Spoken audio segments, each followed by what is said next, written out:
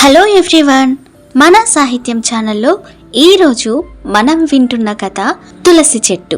కథ రాసిన వారు ఆర్సి కృష్ణస్వామిరాజు, చదువుతున్నవారు బివి సుకన్య. 20 ఏళ్ల క్రితం జరిగిన సంఘటన. స్వామివారి పాదాల చెంతన తిరుపతి పట్టణంలో స్వంత ఇల్లు కట్టుకోవాలని కలలు కనేవాడు పూర్ణచంద్ర. అనుకున్నట్లే నిద్రలేస్తే కంటికి కనిపించే శేషాచలం కొండ దగ్గరగా స్థలం కొన్నాడు. ఇంజనీరు పర్యవేక్షణలో ఇంటి నిర్మాణం మొదలుపెట్టాడు. ఇల్లు పూర్తయ్యే రోజులు దగ్గర పడ్డాయి.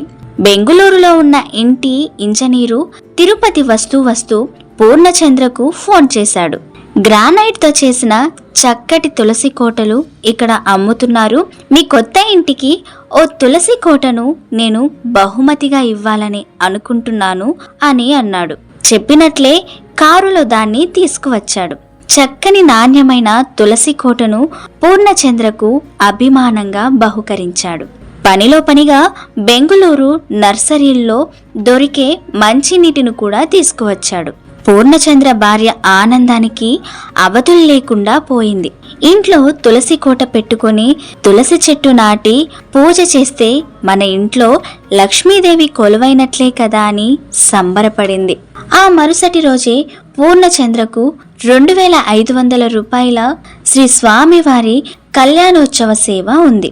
ఆ సేవలో భాగంగా అప్పట్లో 10 మంది పాల్గొనే అవకాశం ఉండేది. వారి ఇంటిళ్లపాది తిరుమలకొండ బయలుదేరారు. దారిలో పూర్ణచంద్ర భార్య మనం అడగకనే మన ఇంటికి తులసి కోట నడుచుకుంటూ వచ్చింది. అందులో మంచి తులసి చెట్టు నాటుదాం. తిరుమల పుణ్యక్షేత్రంలో ఎక్కడైనా తులసి చెట్టు అమ్ముతారేమో ప్రయత్నిద్దాం అని చెప్పింది. కొండపైన దిగిందే తులసి చెట్టు ఎక్కడైనా అమ్ముతారేమోనని వెతికారు. ఎక్కడా అమ్మరని తెలుసుకున్నారు. కొంత సమయం దొరికితే వారున్న గది చుట్టూ గాలించారు.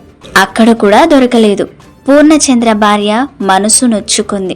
స్వామి మీద భారం వేద్దాం, ఆయన ఇప్పించాలనుకుంటే మన గదికే పంపిస్తాడు అని నిశ్చయించుకొని కళ్యాణోత్సవానికని వైకుంఠ ద్వారం గుండా ఆనంద నిలయంలోకి వెళ్లారు.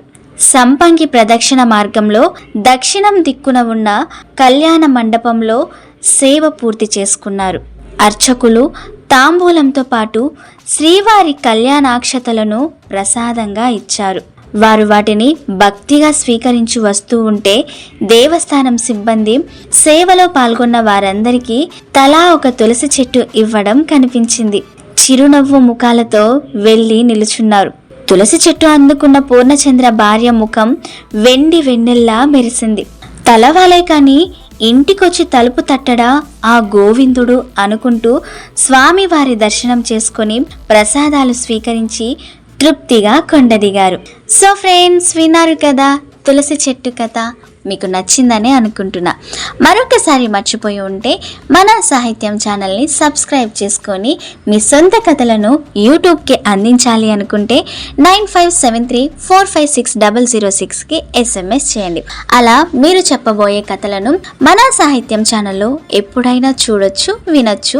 మీ ఫ్రెండ్స్కి కూడా షేర్ చేసుకోవచ్చు. ఆలస్యం చేయకండి, ప్లీజ్ సబ్స్క్రైబ్ చేసుకోండి.